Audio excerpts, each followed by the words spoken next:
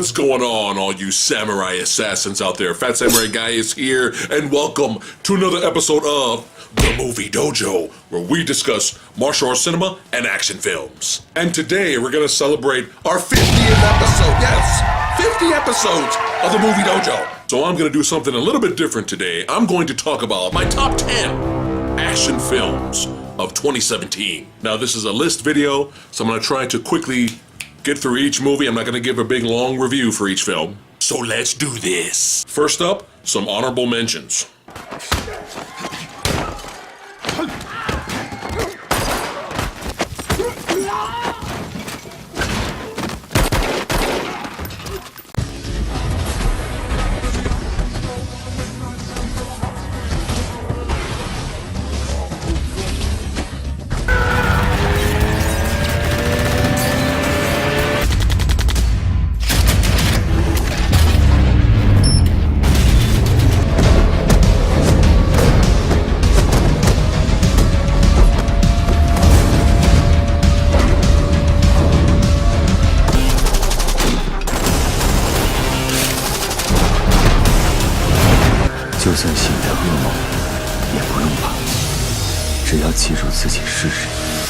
Number 10.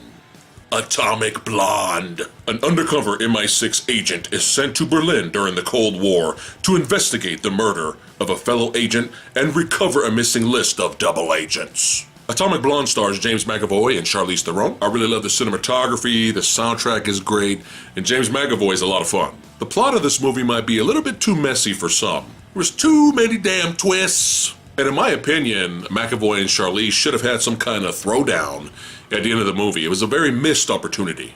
However, the action sequences are very well done. We got fights on the stairs, we got fights in this apartment complex. The fight choreography in the third act, especially her fight with Daniel Bernhardt. I mean, they beat the shit out of each other so much that they could barely stand up towards the end of the fight. It's fucking brutal.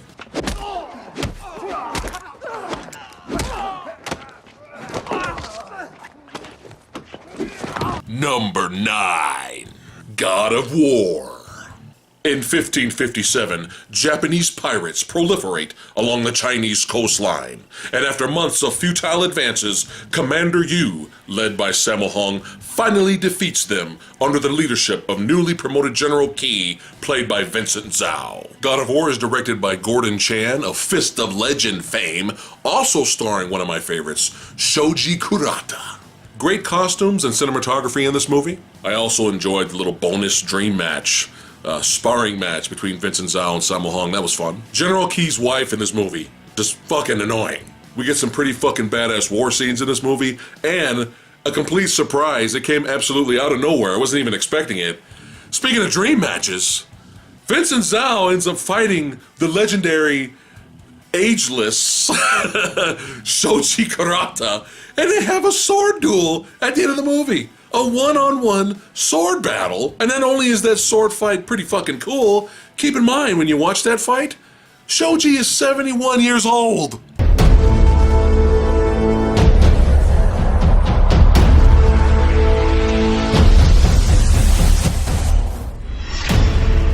Number 8. The Foreigner. A humble businessman with a buried past seeks justice when his daughter is killed in an act of terrorism. A cat-and-mouse conflict ensues with a government official whose past may hold clues to the killer's identities. This film is directed by Martin Campbell of GoldenEye and Casino Royale fame. It stars Jackie Chan and Pierce Brosnan. We have really good acting performances here, especially from Jackie Chan, playing the serious role of a grieving father out for revenge, and also Pierce Brosnan does a great job as well. And I also enjoyed the kind of retro-inspired soundtrack by one of my newest favorite film composers, Cliff Martinez. Now, this film might be a little bit too slow, not as fast-paced for some viewers expecting the usual typical Jackie Chan action fest. So I can see some Jackie Chan fans maybe might be a little disappointed with this one. However, in my opinion, seeing Jackie Chan less in this movie actually worked in the film's favor, because every time he showed up, you knew shit was gonna happen. You know it was about to go down. And Pierce Brosnan's minions are like freaking out as if Jackie Chan's like Batman or something. Like, where is he? You know? And it was just, it made things more intense and more exciting when Jackie Chan would show up. But Jackie Chan's the fucking man in this movie. I'm sorry. You know, I mean, he hasn't had the greatest track record of films lately. So if you compare The Foreigner with some of his recent movies, The Foreigner, in my opinion, kind of seems a little bit underrated. Again, his performance is great in this movie, and he's great in the action sequences. And keep in mind, he's 63 years old in this movie.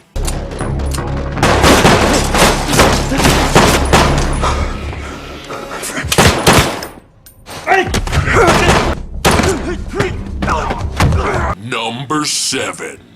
The Villainous. A female assassin leaves a trail of bodies behind her as she seeks revenge. We have here another beautiful looking movie and a really, really good acting performance from our lead actress. I kind of found the film just a little bit overhyped. It wasn't the non-stop action thrill ride that was advertised. And that's due to the way the story was told. It was very slow paced. However, when there is fucking action, the movie delivers. The opening action sequence is amazing. You got some really well done fight choreography mixed with some very interesting camera work. And then you got a damn fight sequence with katana swords where people are riding motorcycles. Yeah, enough said.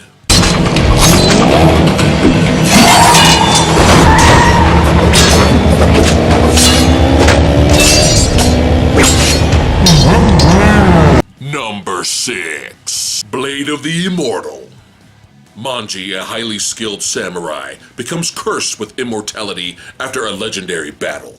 Haunted by the brutal murder of his sister, Manji knows that only fighting evil will regain his soul. He promises to help a young girl named Rin avenge her parents, who were killed by a group of master swordsmen led by ruthless warrior Onotsu. This film was directed by legendary cult film director Takashi Miike, and this is his 100th film. Takuya as Manji was captivating. This movie brings you a lot of colorful and memorable characters, and the story is very solid. The character of Ren can be annoying at times, but holy shit, the action sequences and the fight choreography for this one, man.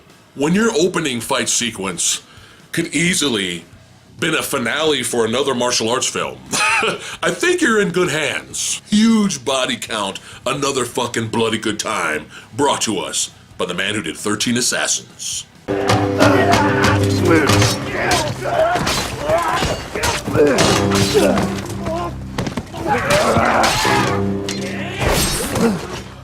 Number 5. Logan.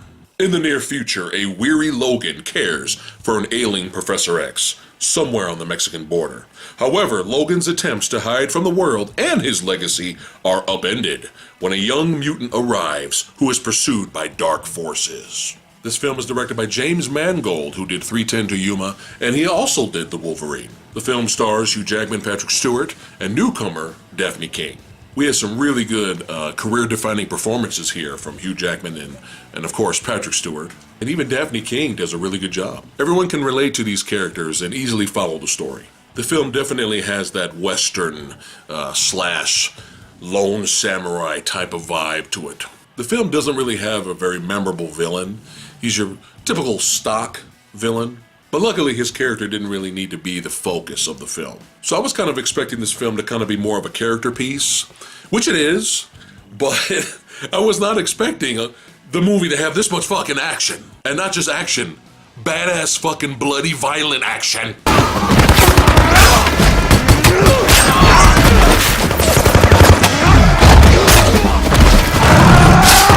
Number 4. Headshot, headshot. A young man with amnesia and a serious head injury gets nursed back to health by a young doctor. Unfortunately, his past comes back to haunt him, and violence ensues. Sweet, sweet violence. This film is directed by the amazing Moe brothers, who at the time was mostly known for making really good horror films. This is their first time dipping their toe into the action genre, and they deliver. This film also stars the amazing Iko Uwais. Iko does a good job putting on a pretty good dramatic performance in this film. And of course, my favorite, Sonny Pang. That guy's the shit. I'm becoming a really huge fan of this guy, man. This guy's amazing, and he plays a pretty badass, intimidating villain in this movie. In the beginning of the film, I was a little bit concerned on how the fight sequences were filmed. There was a lot of handheld camera movement, mixed with a little bit of shaky cam, just a little bit.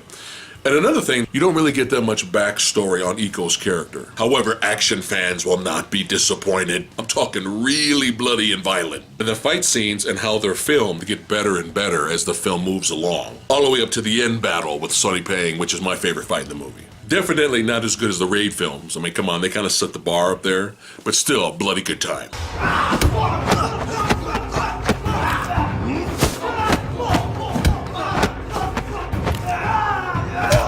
Number 3, Boyka Undisputed.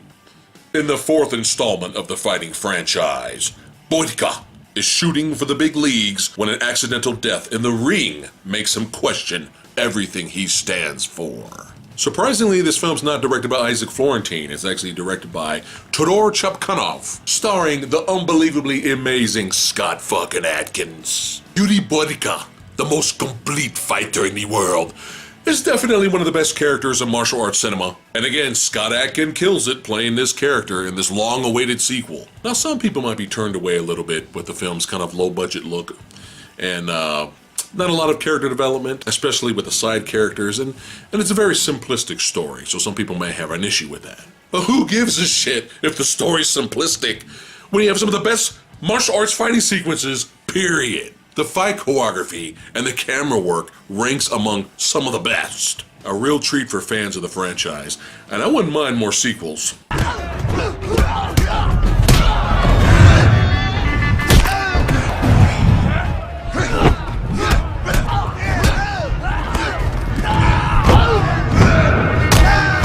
Number 2, Wolf Warrior 2.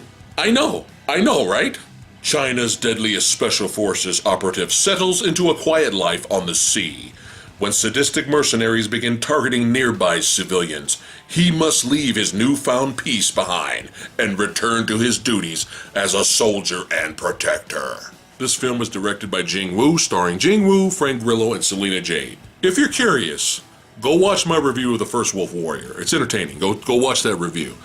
But I was disappointed. I was really disappointed with that one. And that had fucking Scott Adkins in it. So I had really low expectations going into this, getting ready to watch the sequel. And this film completely destroys and obliterates the first film. Completely. Now, if you're expecting Oscar caliber performance and storyline, you might be disappointed.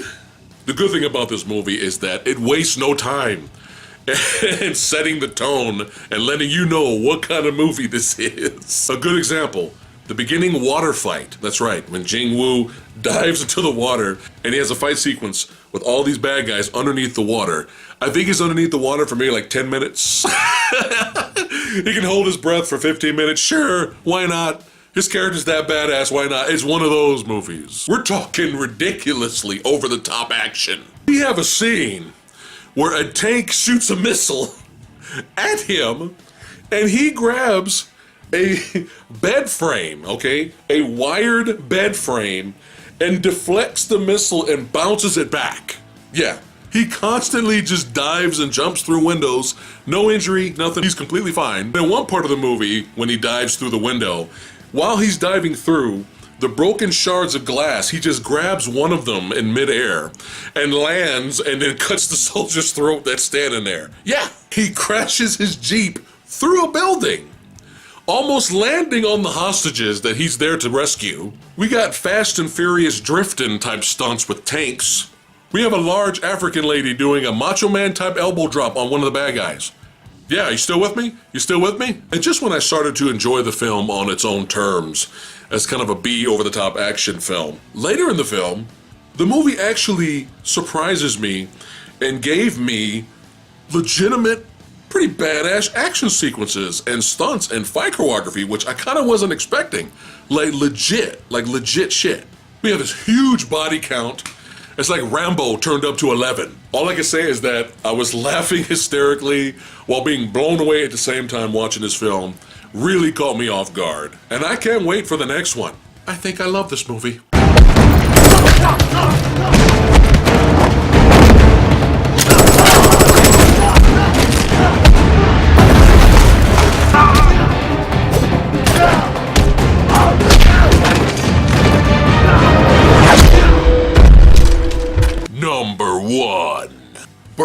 of the Dragon. No, I'm just kidding. John Wick motherfucking Chapter 2, son. What else could it have been? After returning to the criminal underworld to repay a debt, John Wick discovers that a large bounty has been put on his life. Directed by Chad Stahelski, starring Keanu Reeves and Ian McShane and Common. The film does everything a good sequel is supposed to do. It gives us more action sequences that are fucking brutal. It expanded the Assassin's Guild universe, and then brought in some new memorable characters. Now, some people in comparison may prefer the first film's overall plot to this one, but keep in mind, this is a sequel. The action sequences in the John Wick films have changed the game. They changed the game for the action genre, for the better in my opinion. Fans of this franchise will not be disappointed. This is the type of movie where the ending just keeps you wanting more. It's fucking amazing, and that's why it's number one.